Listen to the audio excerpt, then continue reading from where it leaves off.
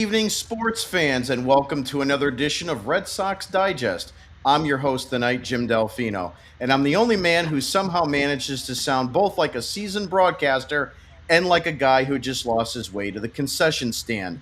I've got all the charm of a Fenway bathroom line in the seventh inning and about the same amount of patience. Joining me tonight is Nick Face.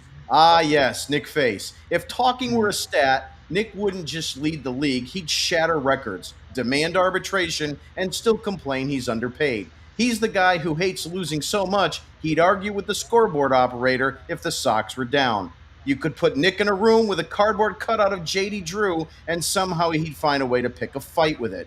Passionate? Absolutely. Logical? About as often as the Sox bullpen closes a game cleanly.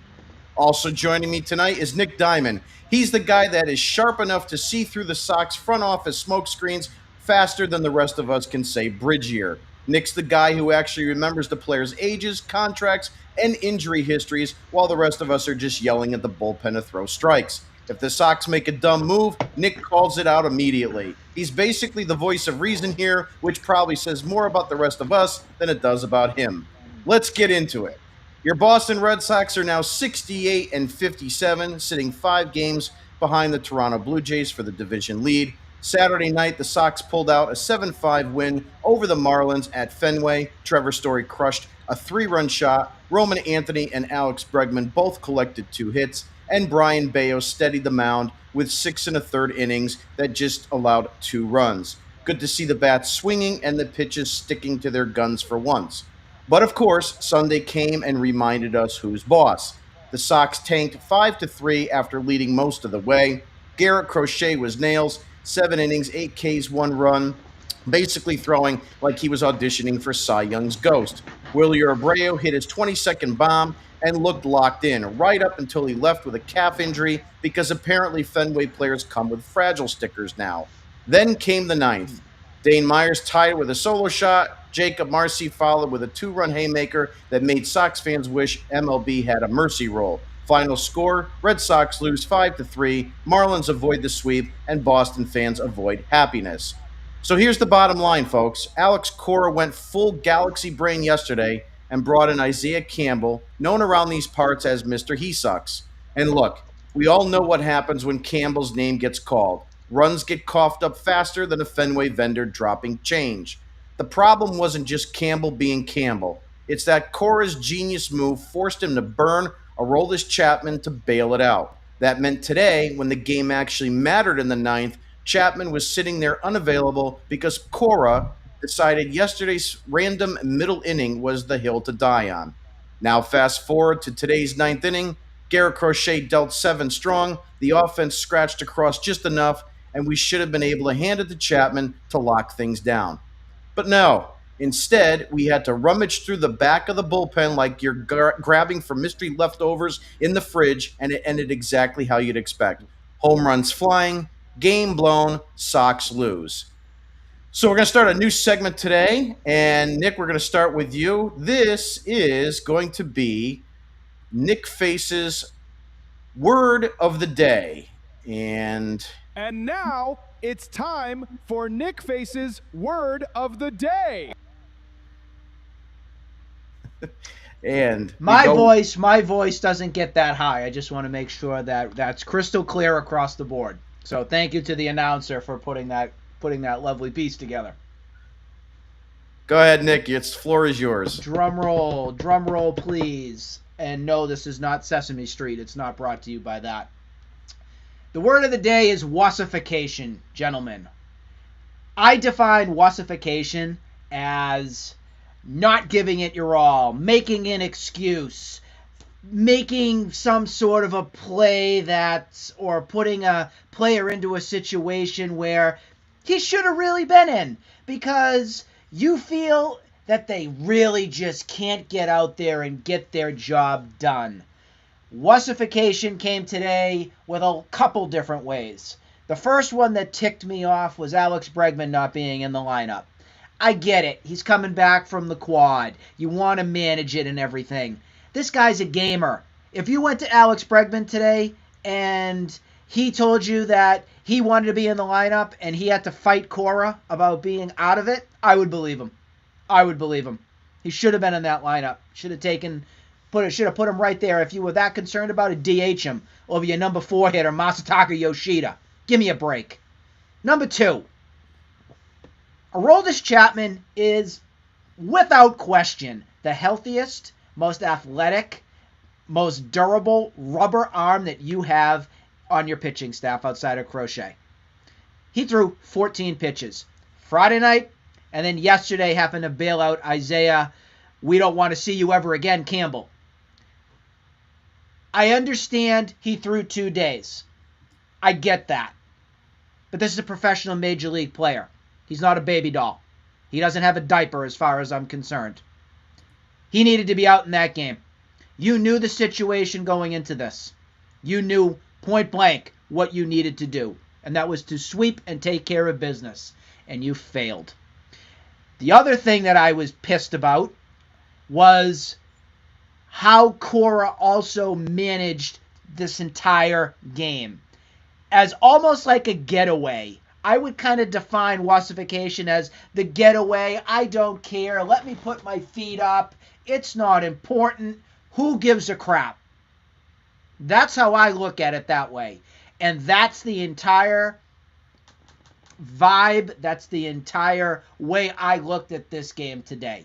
They didn't want to give it their all. They didn't give a crap. They were satisfied, guys, by taking 2 of 3 from the Marlins.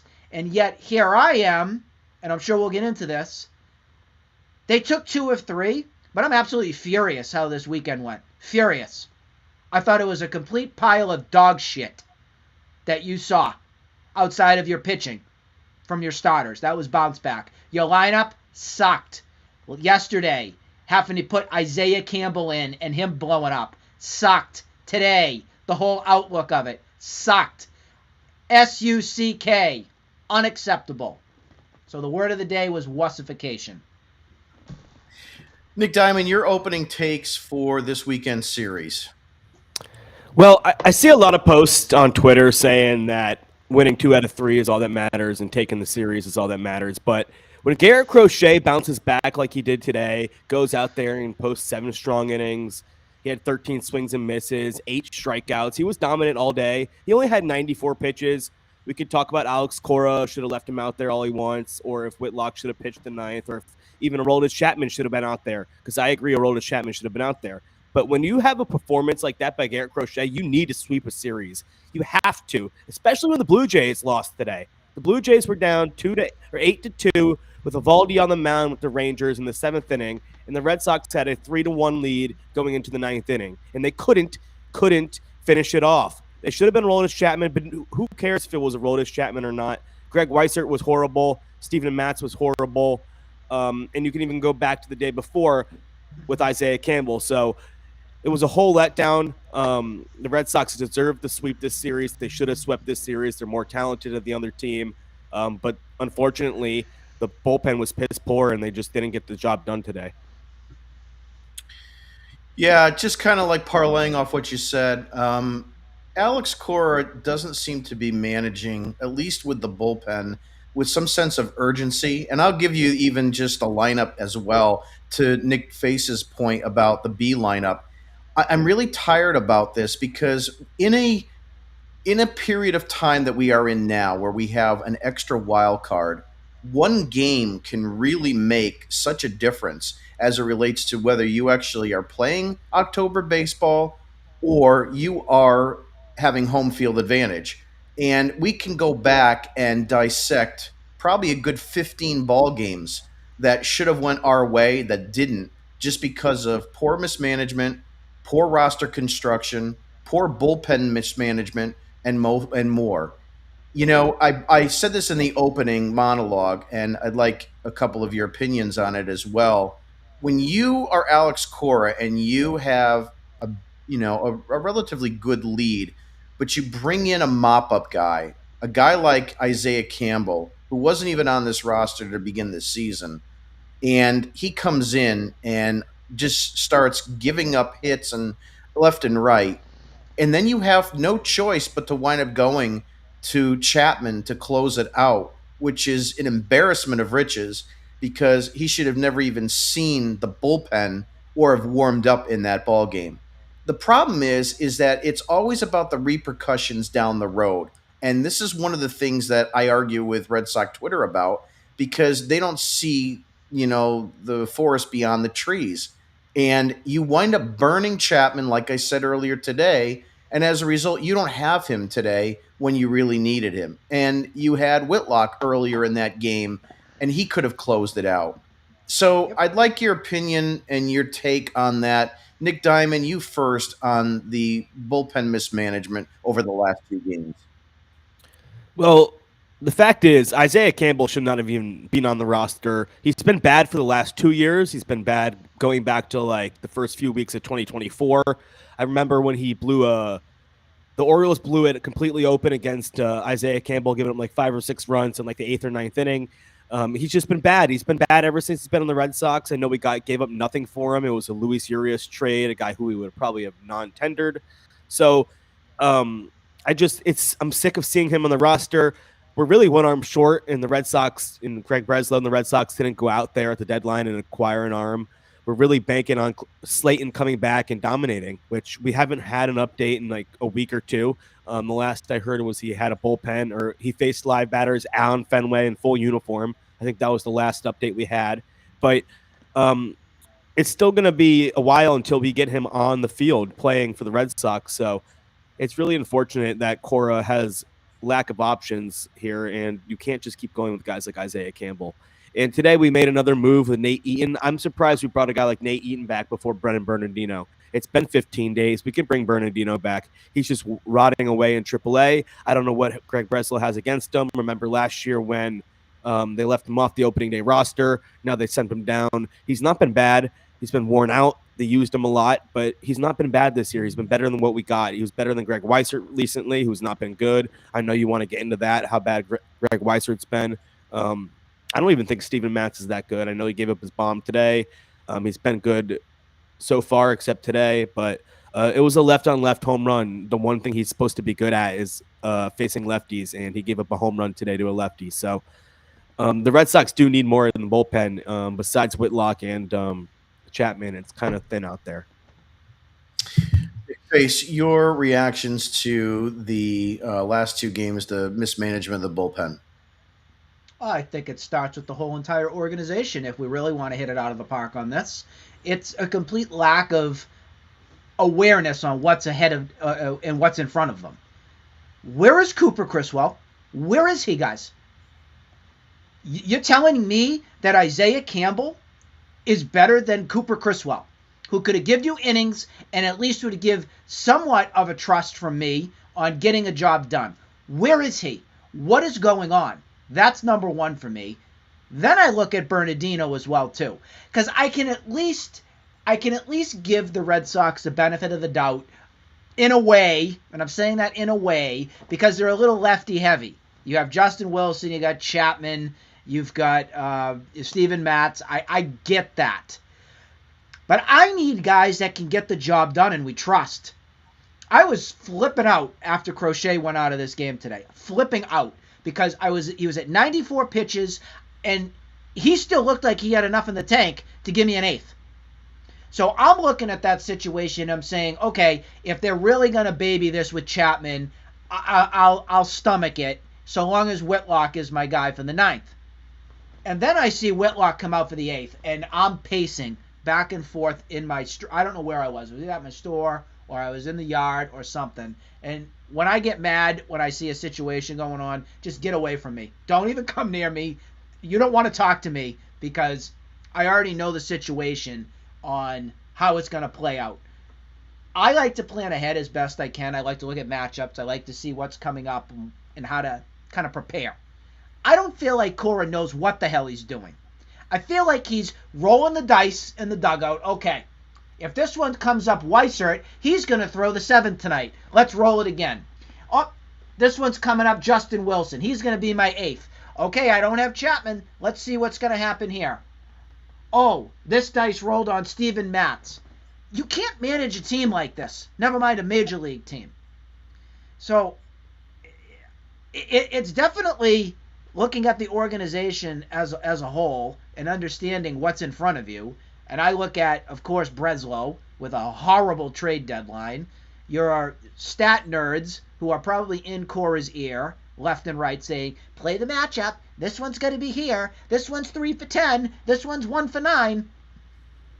And then it's actually Cora making the decisions, and his decisions backfiring. I don't think we've ever fully had confidence in Cora since he became manager in 2018 in effectively managing rosters and effectively managing bullpens. I even remember back in 2018 when Craig Kimbrell was a mess and we were trying to figure out how the heck we're going to make this happen. I remember dealing with it in the championship series against the Astros. And then, of course, in the World Series and everything, too. If it wasn't for Evaldi's and then Chris Sale's shutting the door against the Dodgers to win that, nobody really had confidence in Kimbrell at that time, but nobody also had confidence in Cora in figuring out what he was going to do with the players that he has in front of him. So it's definitely at a point where, I mean, today it came back to bite them big time. But it scares me half to death knowing if we get to the playoffs and how this is going to be managed again. Because there's just no plan, guys. It's, he's thrown 14 pitches. That poor arm of his. He's so old. It's absolutely insane. We didn't do this with Koji back in 2013. I don't remember that. The guy had a rubber arm, and so doesn't Chapman. The guy is as healthy as an ox. If he tells you he can't go into a game, then you take his word for it. But let me tell you, he did not look very happy when he was in the bullpen, having to watch what he saw. That guy wanted the ball. Yeah, I wouldn't doubt the fact that if Cora asked Chapman if he was available for tonight, Chapman would have said yes. I think he's a gamer. That was the organization itself. The organization itself sat Chapman down, 100%. Yeah. And the problem with it is that Cora has this mentality of worry too far about the future and not about the current. You've got to win the games that you are set up to win right then and there. You can't worry about tomorrow all the time. I mean, I understand you want to set up your bullpen and so forth and your rotation, but if you're in a situation like you were today, I don't know how you look at that and say, I'm going to use Whitlock for the 8th and then Weissert for the 9th. And that's where I want to parlay into with Greg Weissert. You know, in safe situations, opponents have a 272 batting average, a 352 on base, and an 833 OPS against Weissert, again, in safe situations. So he's clearly not a guy that you want to rely upon in those instances. Nick Diamond, why not have him in the 8th and have, Garrett Whitlock close in the 9th if you weren't going to go to Chapman? In my opinion, the real question is, why is it not Justin Wilson, who's been way better recently? I know he's your lefty guy, but you have multiple lefties. You went to Steven Matz in the end instead of Justin Wilson. Maybe that was another guy they wanted to stay away from, but the way they managed the bullpen today was weird. The way they used it yesterday is weird. I don't agree with it. I would have just gone with Chapman, like you said. I think everybody agrees that he was probably available if you asked Chapman. I know Cora definitely didn't want to pitch him, but you go with your best guys in a pennant race. You have to win the division. You have these the Blue Jays at the end of the season with a chance to win the division. You win as many games as possible. If you look, okay, let's look at this. If the Red Sox are 18 out of their last 22 games they've won at Fenway Park, you want home field advantage in the playoffs if you get the playoffs. So if you win the division, that guarantees you home field advantage, at least in the first round and possibly the second round of the playoffs. So every game is important. You wanted to win today.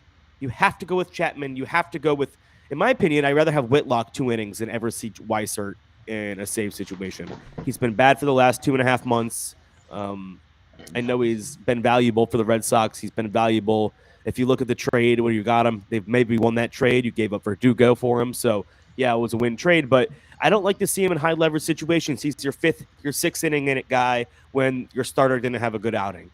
I even rather have seen Garrett Crochet in the 8th inning there.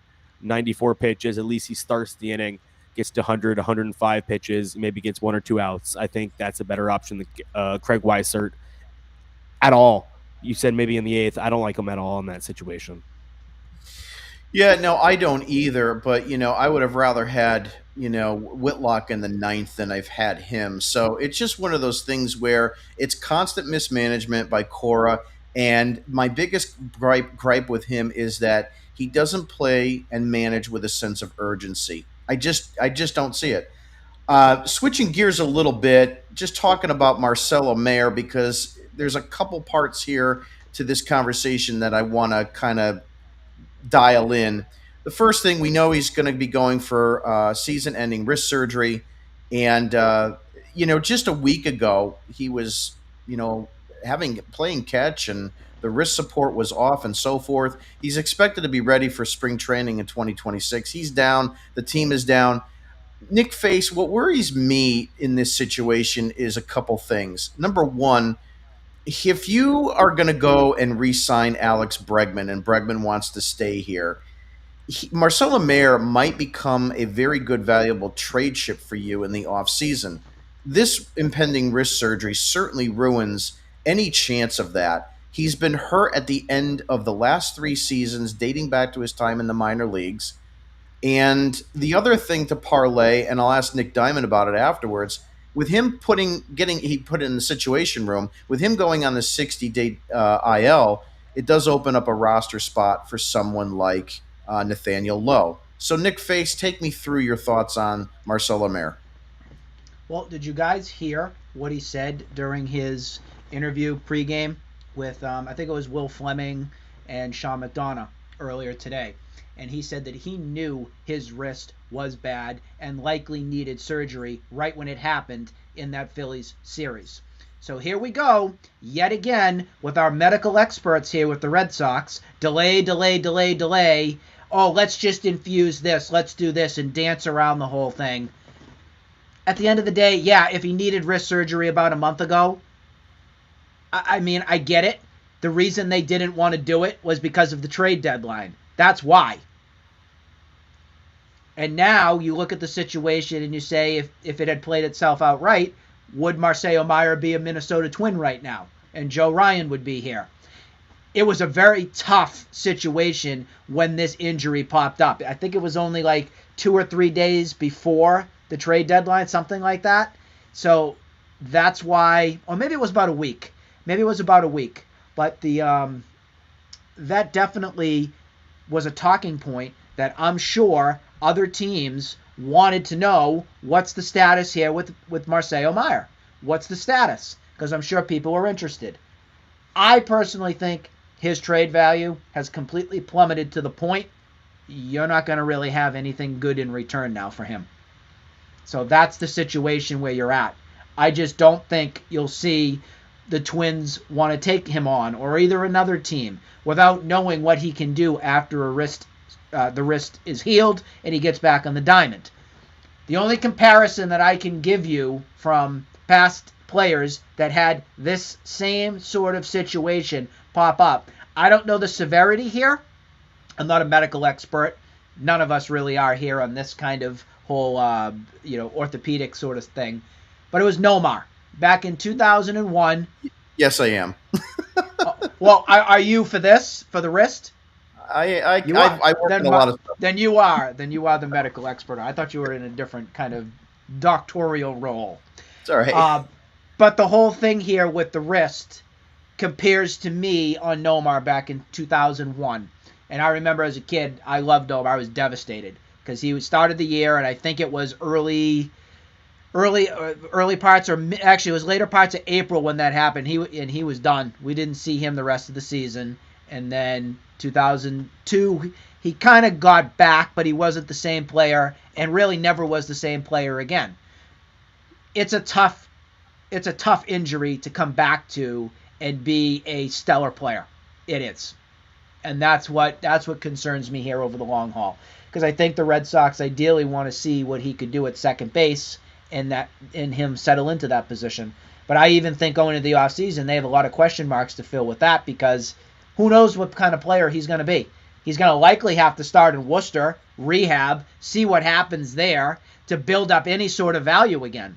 I mean, it's devastating for the guy and for the organization. Yeah, no doubt. My other concern is that at 21 years of age, here you've got a wrist injury. He's had a shoulder injury. He's had a hamstring injury. So a lot of these older injuries are creeping up on a very young and talented individual. And I just think the Red Sox missed the boat on him. I think he should have been a trade chip early on a couple years ago, or at least last year. And I think we're losing out. Nick Diamond, I wanted to ask you a similar question on that and your thoughts, but I also wanted to parlay it into another thing that hit Twitter today was that Connor Wong, Alex Cora said that Connor Wong all of a sudden now may be playing first base and the infield positions, and how that plays a role in the possibility of the Red Sox maybe not going after a guy like Lowe. If the Red Sox truly believe that Connor Wong's a better offensive and defensive player than even Abraham Toro, they're delusional. That's what my take is.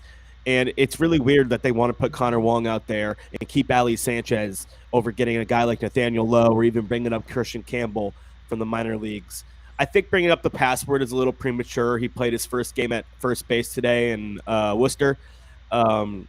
I just think that's a little premature. But Christian Campbell, who's a guy who's already been in the major leagues, I think he should slot in at first base there.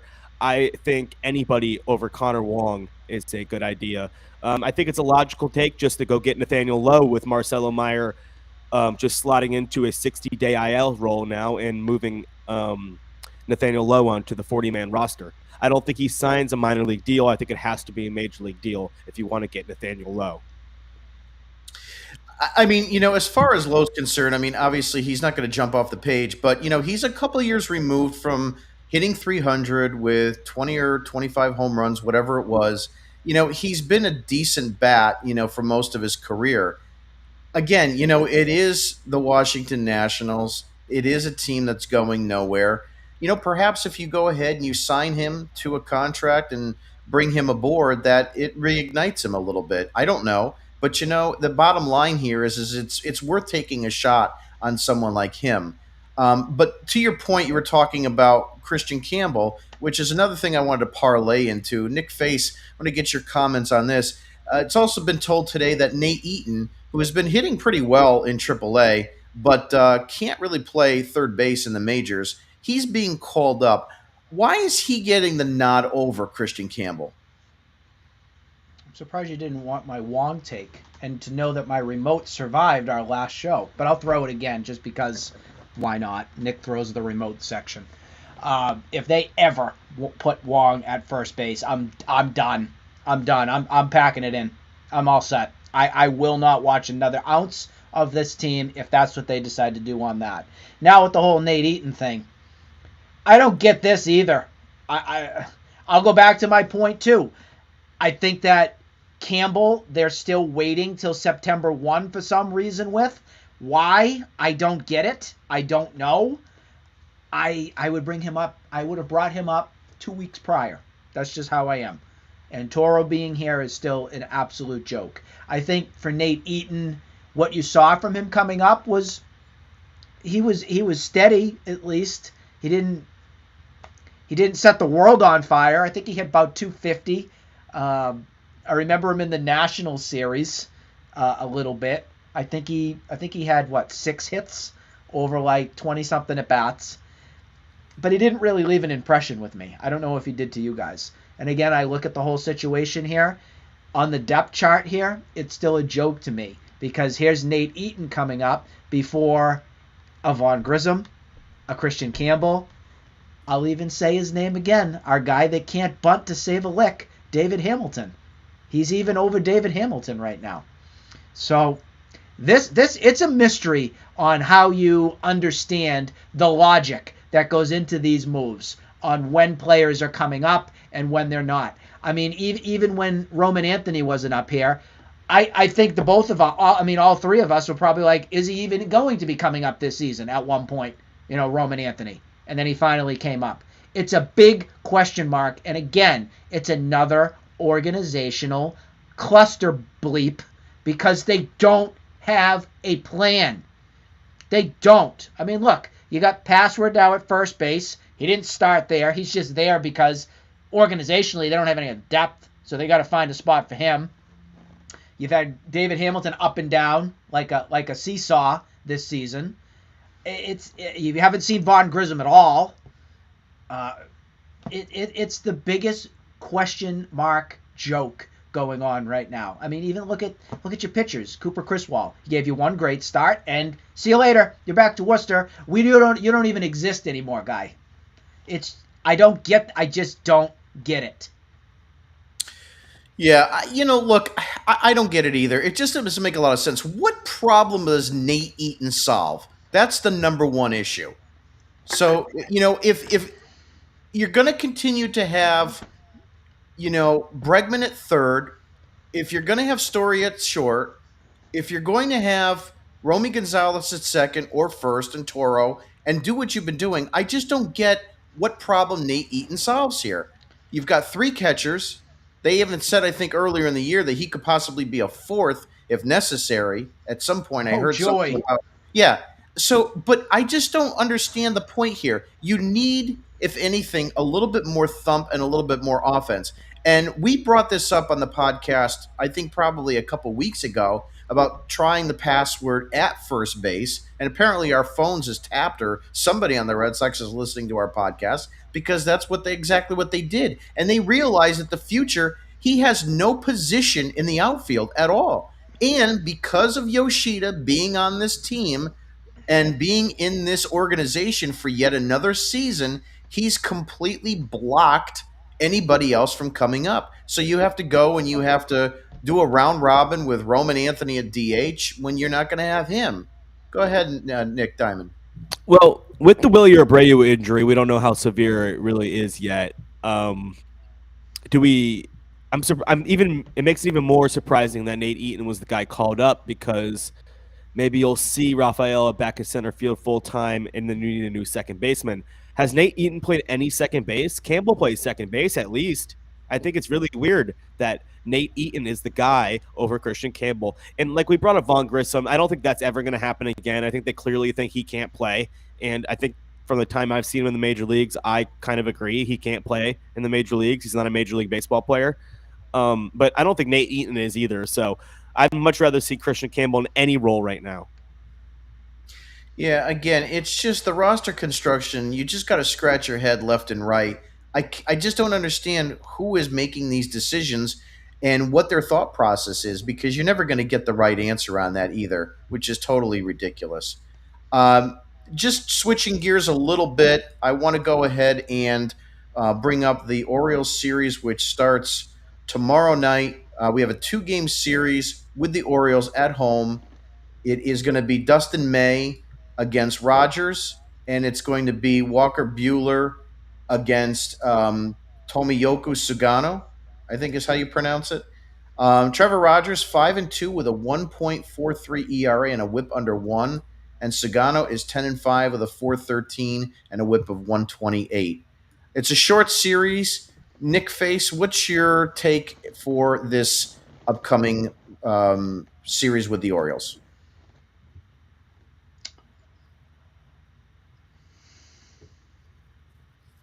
I'm going to go, and you guys are probably going to say I'm out of my mind with it. I think the Orioles are going to sweep the Red Sox.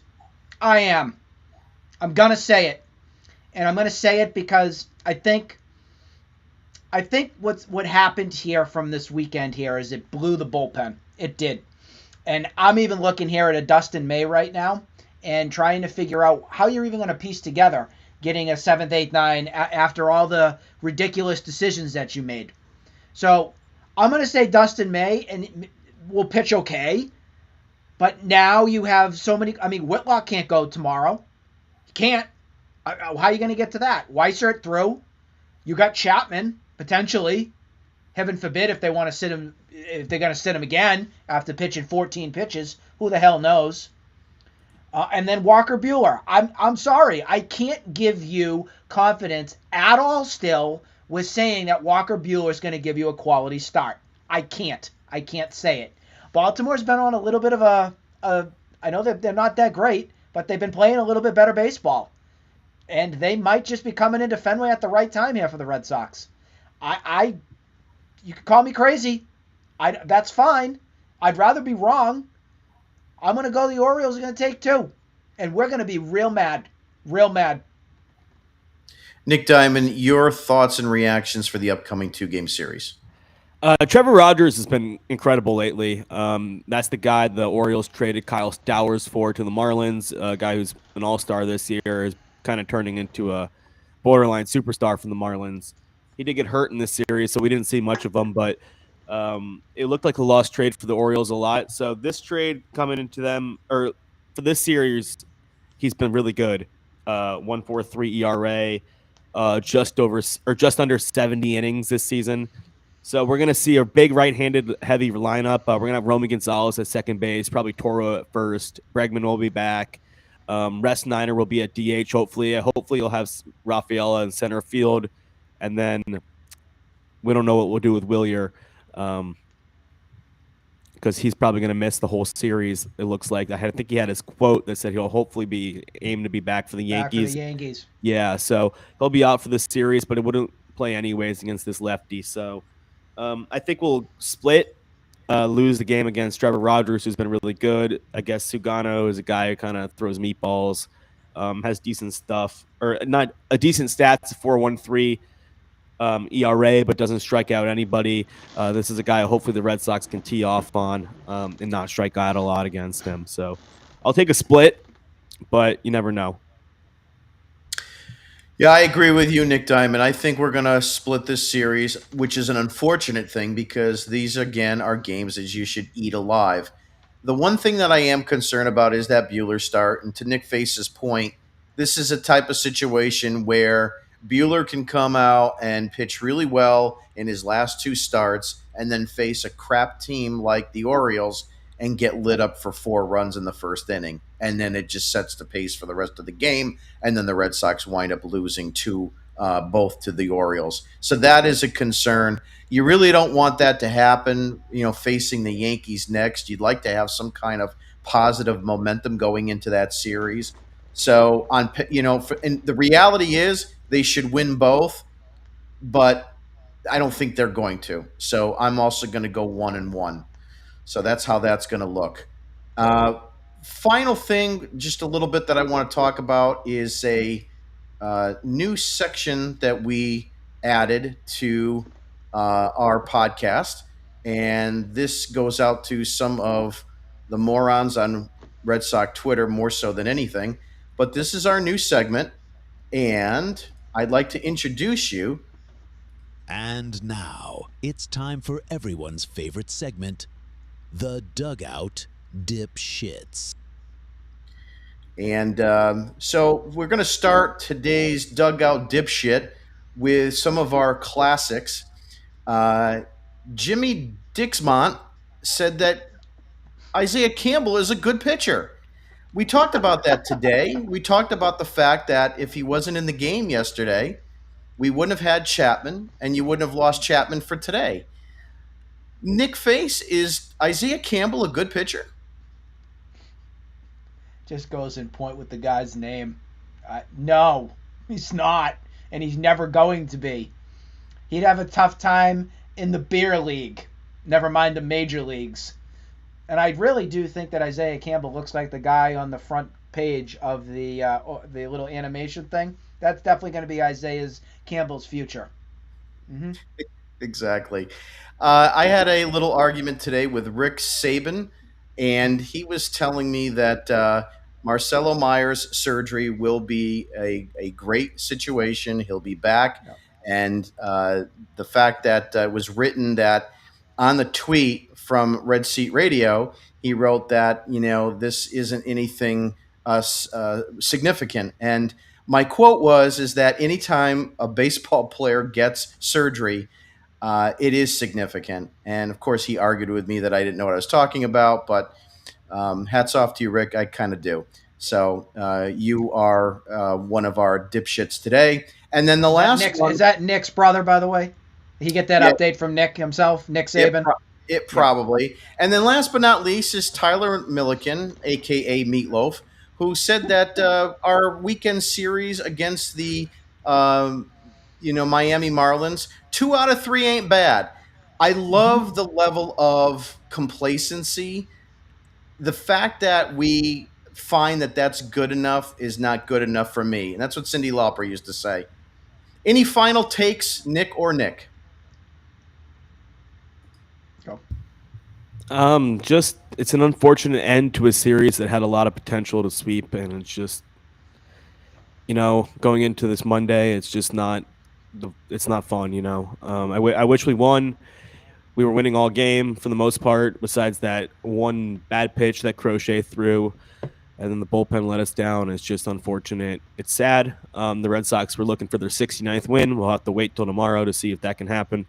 I'm really excited for the 69th win, so we'll see you guys later on. But yeah, that's my final thought here. Nick Face, your final takes or reactions? I'm sure Nick is real excited for that 69th win. You party on, my friend. In another land. You know what I want? I want players to toughen up. I do. I want Crochet to go look at Cora. I am staying in this game. Like that. Why don't we see that anymore? Where's the John Lackey, the John Lester fight? You are not taking that ball out of my hand. Go compete. Where is it, guys? Where is Chapman? I will be in this game. Don't tell me otherwise. What are we afraid of? What are we afraid of? Alex Bregman could have done the same thing. Instead, we wuss around, my word of the day. Oh, yeah, that's fine. Long haul, all we care about. Go out and win. Win today. I don't give a crap on what comes tomorrow. I don't. I don't understand it. So I just miss that. I miss that compete. I miss that give all, that Iron Man style baseball. And I don't think we're ever going to see it again until somebody in this league grows a pair, stands up for themselves, gets on the hill or gets in the box and tells their managers in the organization to shove it. They're the ones making all the money and all the contracts and stuff here. If I was in... My dream always as a kid was to be a major league player. It just never happened. It is what it is. Still mad about it. But still, I would still have that compete and that fire that said, I got a contract. I have a contribution to this team. I have a will of the fans to make sure I'm out there to give my all and to compete and to win and do whatever it takes. I just don't. I feel there's an entire level of complacency that has reached a new low right now. And it's not just baseball. We see it in the NBA with load management. I think football's still a little bit tough enough. Hockey's still hockey. It's physical. You still see that's there. But for baseball and basketball, it's just insane. Insane to see what we're seeing right now. No, you bring up a good point. I mean, you look at a football injury, you can get a hamstring injury. These guys are out for one game and they're back. If it happens in baseball, they're out for 2-3 months. It's just they're just not built the same way as we've seen it with other sports.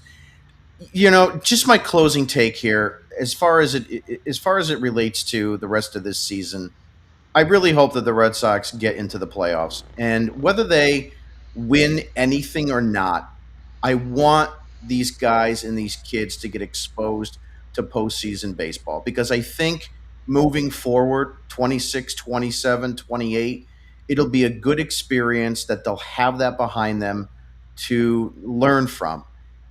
The problem that I have here is the way that everything is coached and managed. And it is so much different the way that managers manage in the postseason, because there is no tomorrow.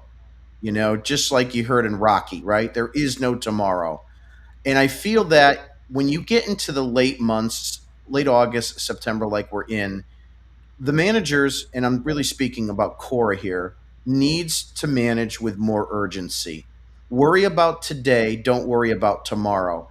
And the reason why is I'm going to keep going back, and I'll probably have this tweeted out many times about the Campbell and Chapman situation, because it's glaring. And it's the number one reason in my mind why you lost today. And you can't worry about the fact that, well, he needs a day off or so forth. What if you go out and you score 20 runs tomorrow and Chapman isn't needed? And then the next day you win 8-1 and Chapman isn't needed. And then the first game in the Yankee series, you win 9-2 and Chapman isn't needed. All of a sudden, he's got 4 or 5 days off. And Whitlock may have 4 or 5 days off. And you can get away with your Weiserts and, your Steve Matzes and your Justin Wilsons and so forth. And that would be just fine. And us and the Red Sox Twitter won't even think twice about it. But when you get into a situation where the game is on the line and it's close and it's tight, this is what you got guys like Chapman for. This is what you turned you turned Garrett Whitlock into an eighth inning setup man for. These are the times where they have to make their money and be the guy that puts their foot on the throat of that ball game and does the job, because that's why they're here and that's what you need them for. And it's very disappointing. And we're going to look at this game, hopefully not, but we're going to look at this game at the end of September, early October, and hopefully, just hopefully, it's not one of those games that we say we're not in the playoffs because of that game, or we're not the number one seed because of that game. So I hope I'm wrong, but I don't think I will be. Remains to be seen. But I just hope moving forward, Alex Cora will manage with more urgency, not only with the lineup. Bregman today, Nick, you brought it up, really pissed me off. You need the offense. This offense and this lineup does not have enough thump. He needs to be in there. And if he was able to be a defensive replacement, I say he could have been in that game the entire time. But that's me.